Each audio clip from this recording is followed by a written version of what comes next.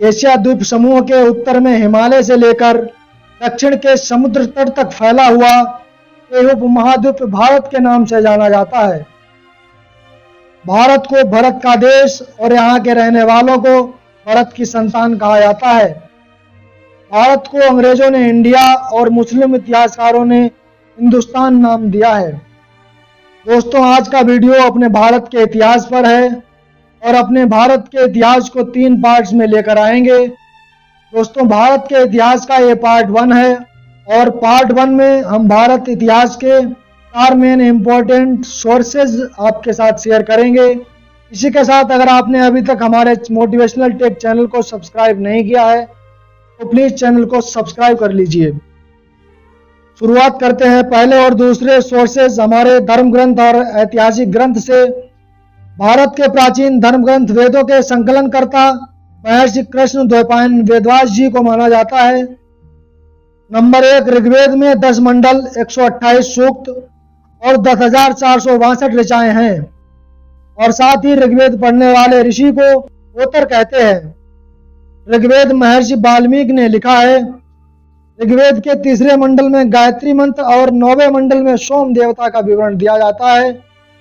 ऋग्वेद के 10वें मंडल में पुरुष सूक्त के 4 वर्ण ब्राह्मण, क्षत्रिय, वैश्य और शूद्र ये सभी ब्रह्मा के मुख, भुजाओं, जंघाओं और चरणों से उपस्थित हुए हैं। वामनावतार के द्वारा नापी गई 3 पग भूमि इंद्र के लिए 250 और अग्निदेव के लिए 200 ऋचाओं की रचना ऋग्वेद में की गई है। नंबर 2 पर यजुर्वेद है। यजुर्वेद एक ऐसा वेद है दोस्तों जिसकी रचना गद्य और पद्य दोनों में की गई है। यजुर्वेद में शस्वर पाठ के लिए मंत्र और बलि के समय और अच्छे कर्मों के लिए नियम है और यजुर्वेद पढ़ने वाले को अध्वर्यु कहते हैं।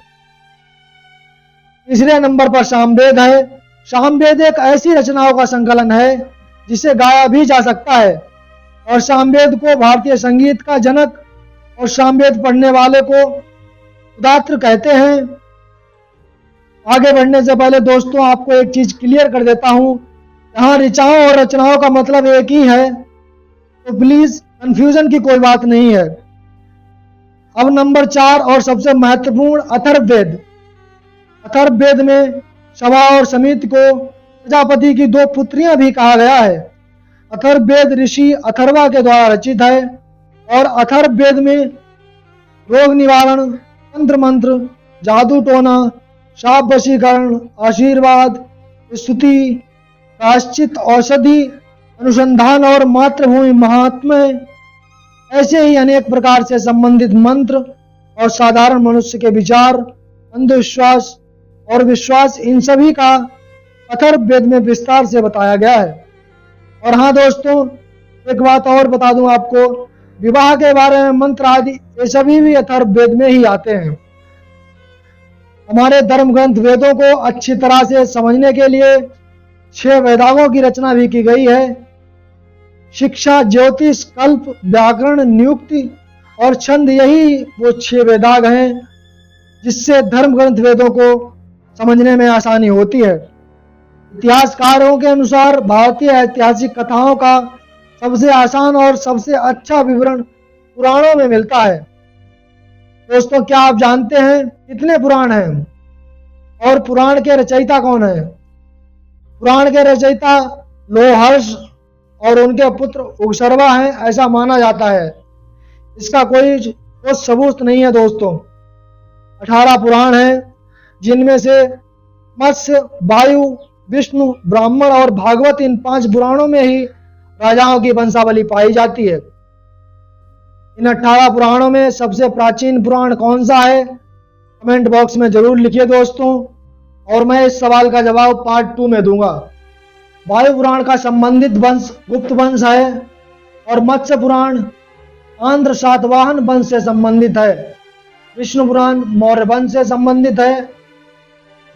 लगभग पुराणों को संस्कृत श्लोक में लिखा गया है। स्त्री और शूद्र को वेद पढ़ने की अनुमति नहीं थी। अर्थशास्त्र के लेखक विष्णुगुप्त, जिन्हें चाणक्य और कौटिल्य के नाम से भी जाना जाता है, अर्थशास्त्र को 15 अधिकरणों और 180 प्रकरणों में विभाजित किया गया है। अर्थशास्त्र में मौर्य इतिहास काल की जानकारी मिलती है। चाणक्य एक महान आत्मा है, इन पर बाद में अलग से पाठ लाएंगे। अरबों की सिंध विजय का इतिहास रचनामा में लेखक अली अहमद द्वारा लिखा गया है। और अष्टाध्यायी मौर्य वंश से पहले का इतिहास और अष्टाध्यायी में मौर्य युगीन राजनीतिक व्यवस्था की जानकारी मिलती है। और अष्टाध्यायी के लेखक पाणिनि थे। पतंजलि से महाभाष्य से शुंगों का इतिहास देखने को मिलता है। पतंजलि पुष्यमित्र शुंग के पुरोहित हुआ करते थे। लेखक कल्हण द्वारा रचित राजतरंगिणी है। लेखक कल्हण ने ऐतिहासिक घटनाओं को सबसे पहले लिखने का प्रयास किया था। राजतरंगिणी का संबंध कश्मीर के इतिहास से भी है दोस्तों। हीनयान का प्रमुख ग्रंथ कथावस्तु है। कथावस्तु ग्रंथ में महात्मा बुद्ध का जीवन चरित्र और जातक में महात्मा बुद्ध के पुनर्जन्म की कहानी बताई गई है। दोस्तों, भारत का इतिहास पार्ट 1 यहीं तक। जल्दी ही मिलते हैं वीडियो के अगले पार्ट में ऐसे ही अमेजिंग फैक्ट के साथ, यकीनन आपके जीवन में अच्छे बदलाव लाने में मदद करेंगे। दोस्तों, उम्मीद करता हूं कि वीडियो आपको जरूर पसंद आया होगा और वीडियो में कोई भी फैक्ट्स आपको अच्छा लगा हो तो वीडियो को लाइक करो। और क्या आपको ये इंटरेस्टिंग फैक्ट पहले से पता है, चैट सेक्शन में ज़रूर लिखिए। और साथ ही मुझसे इंस्टाग्राम पर आज ही जुड़िए। इंस्टाग्राम पर मैं और भी नॉलेज शेयर करता रहता हूँ, जो नॉलेज यकीनन आपको पसंद आएगी। इंस्टाग्राम का लिंक नीचे डिस्क्रिप्शन में दे दूंगा, प्लीज़ फॉलो करना ना भूलें। और अगर आप चैनल पर नए हो तो वो लाल वाला बटन है, उसे क्लिक करो और सब्सक्राइब करो हमारे चैनल को। और साथ ही बेल आइकन दबाओ ताकि आपको नए आने वाले वीडियोस की नोटिफिकेशन मिलती रहे। तब तक के लिए धन्यवाद दोस्तों, सदा मुस्कुराते रहिए।